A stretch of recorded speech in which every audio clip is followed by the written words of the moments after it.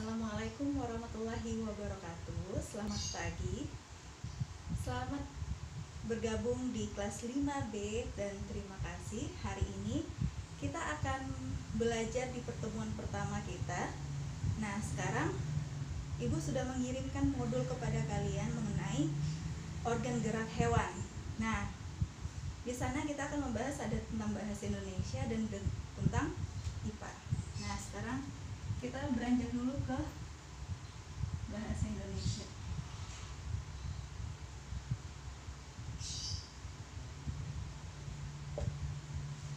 Oke. Di sana kalau kamu lihat ada namanya ide pokok,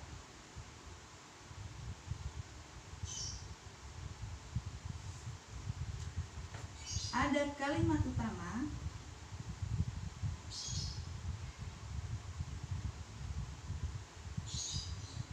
kemudian ada kalimat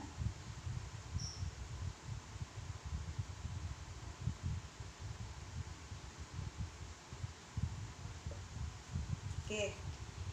Ide pokok adalah sama seperti kayak gagasan utama. Gagasan utama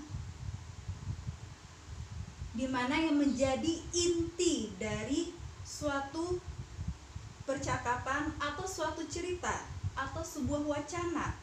Jadi misalkan kita menceritakan, aku pergi ke sebuah tempat di pedesaan, kemudian saya bertemu dengan seorang kakek di sawah. Di saat di sana saya melakukan kegiatan menanam padi, menanam wortel, menanam tumbuhan lainnya. Nah, yang menjadi ide pokok di sana adalah berkunjung ke sawah. Oke, sama seperti dengan ini. Ide pokok ini hanya terdiri dari beberapa kata antara 2 sampai 5 kata saja. Kalau seandainya melebihi dari 2 sampai 5 kata, itu merupakan kalimat bukan ide pokok lagi. Oke. Nah, sekarang kalimat utama. Kalimat utama adalah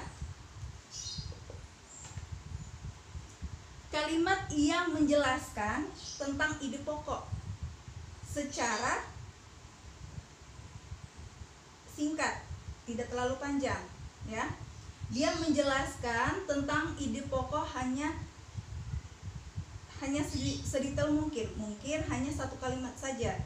Terdapat satu kalimat. Kemudian kalau kalimat penjelas ini menjelaskan secara rinci kegiatan atau tentang ide pokok yang telah diceritakan dari awal paragraf sampai akhir paragraf. Nah, untuk kalimat utama bisa ditemukan di awal, di akhir,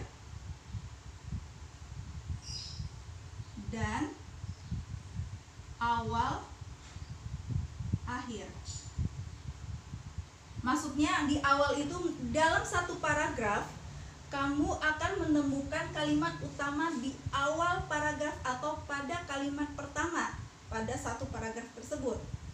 Kalau di akhir berarti misalkan ada 5 kalimat pada satu paragraf, berarti kalimat kelima itu merupakan kalimat utama. Kalau awal dan akhir berarti kalimat utama itu terdapat pada kalimat pertama dan kalimat kelima pada paragraf tersebut. Nah, untuk kalimat penjelas itu ada detail-detailnya. Banyaknya karena dia menjelaskan ke ide pokok dan lebih merinci lagi ke kalimat utama. Sekarang kita lihat pada modul yang telah Ibu bagikan. Gurita. Gurita merupakan salah satu jenis hewan tidak bertulang belakang yang dikenal sebagai hewan yang cerdik dan pintar. Hal itu karena seekor gurita memiliki daya ingat yang cukup kuat. Gurita dapat memecahkan masalah yang dialaminya lebih cepat dengan cara mengingat pengalamannya ketika memecahkan masalah yang sama. Selain itu, gurita juga dikenal sebagai perenang yang cukup cepat. Gurita menggunakan gerakan pendorong jet untuk bergerak cepat dan berenang jarak jauh. Nah, yang menjadi ide pokok di sana adalah, di sana ada jawabannya, yaitu ide pokoknya adalah gurita hewan tidak bertulang belakang. Kamu lihat ada berapa kata di ide pokok tersebut? Gurita hewan tidak bertulang belakang, berarti ada 5 kata. Oke. Kalimat utama, gurita merupakan salah satu jenis hewan tidak bertulang belakang yang dikenal sebagai hewan yang cerdik dan pintar. Berarti terdapat pada kalimat pertama di paragraf tersebut. Nah, kalau kamu lihat pada paragraf tersebut ada berapa kalimat?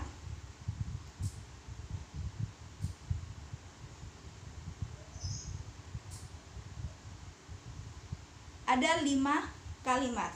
Nah, yang menjadi kalimat utama pada paragraf cerita gurita adalah pada kalimat pertama, yaitu gurita merupakan salah satu jenis hewan tidak bertulang belakang yang dikenal sebagai hewan yang cerdik dan pintar. Nah, untuk kalimat penjelas itu adalah menjelaskan tentang ide pokok atau yang banyak menceritakan pada paragraf tersebut. Nah, yang pertama itu daya ingat gurita. Ada nggak pada paragraf tersebut? Yang kedua, cara gurita memecahkan masalah. Terdapat pada kalimat kedua. Kemudian gurita perenang yang cepat. Ada pada paragraf ketiga. Yang keempat, gerakan yang digunakan saat berenang. Ada penjelas keempat. Dia menjelaskan kebanyakan pada ide pokok. Sampai sini paham? Oke, sekarang kita akan lanjut ke materi IPA.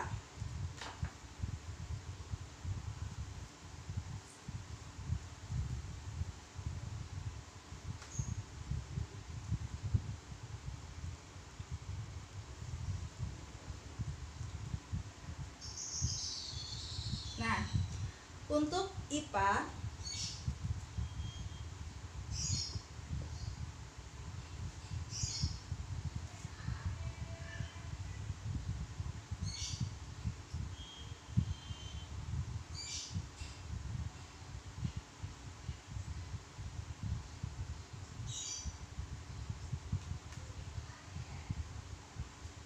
menjelaskan tentang alat gerak hewan dan manusia.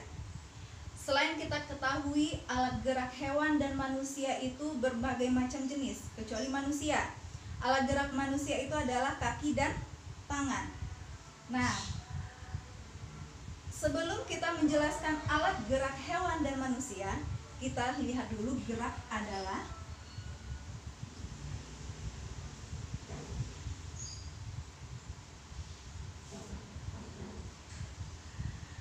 perpindahan dari suatu tempat ke tempat yang lain. Nah, adanya perpindahan.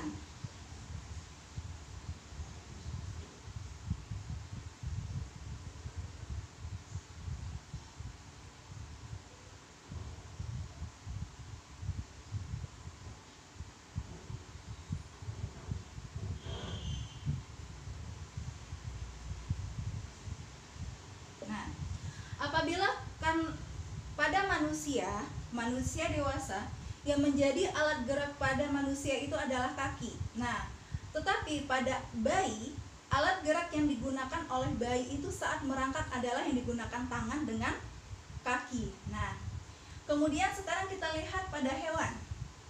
Nah, hewan itu ada 2 lagi. Ada 2 jenis. Ada vertebrata, ada invertebrata. Sebelum kita ke vertebrata dan invertebrata, ada 2 alat gerak pada hewan dan manusia yang harus kamu ketahui. Ada yang aktif aktif,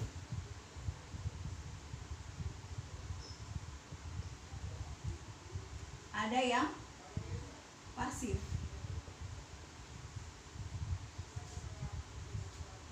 Nah, yang aktif itu adalah, nah, di sini kamu lihat ada otot dan tulang. Otot, tulang. Siapa yang mengatakan otot merupakan gerak pasif atau aktif? Kalau yang menjawab aktif, berarti itu jawabannya adalah benar. Karena yang menggerakkan semua anggota tubuh kita adalah otot, bukan tulang. Jadi yang aktif itu adalah si otot. Pasif adalah organ yang tidak bergerak, tetapi yang digerakkan adalah tulang. Nah, tulang itu adalah merupakan benda yang mati di dalam tubuh kita. Nah, tetapi yang menggerakkan semua gerakan tulang-tulang kita itu adalah otot. Jadi, jangan mengatakan kita bergerak menggunakan tulang. Tidak, yang menggerakkan anggota tubuh kita dengan menggunakan tulang itu adalah otot. Nah, sekarang kita lihat pada vertebrata dan invertebrata. Vertebrata adalah hewan yang memiliki tulang belakang.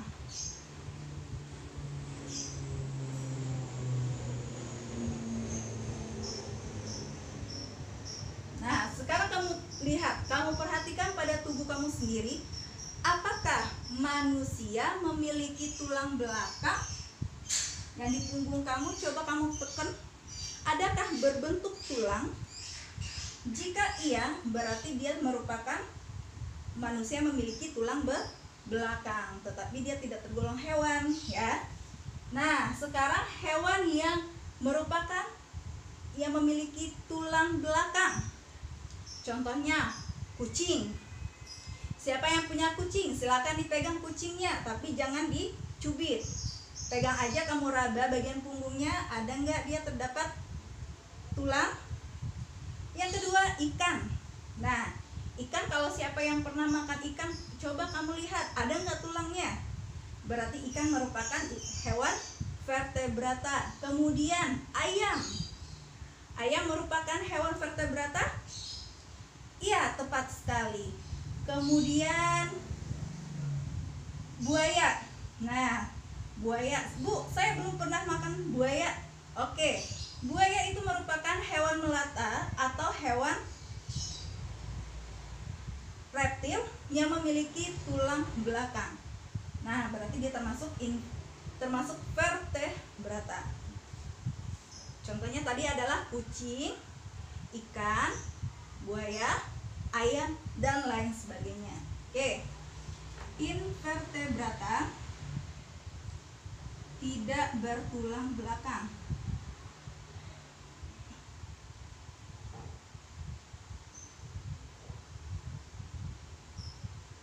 Oke. Contohnya adalah cumi-cumi, kupu-kupu, atau termasuk serangga kayak nyamuk, lalat, belalang, itu tidak memiliki tulang belakang. Kemudian ada ubur-ubur, itu juga termasuk hewan invertebrata. Nah, pada vertebrata, hewan vertebrata itu ada berbagai macam jenis alat gerak yang digunakan. Contohnya itu adalah kucing. Kucing menggunakan kaki. Kemudian ikan menggunakan sirip. Burung menggunakan sayap. Kemudian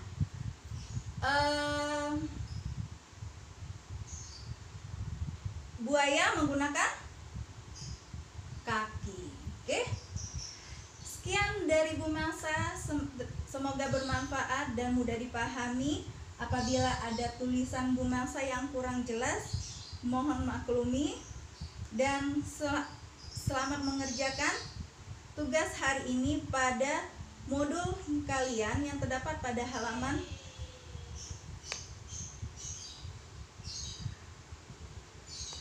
pada halaman terakhir, yaitu tentang bahasa Indonesia dan IPA.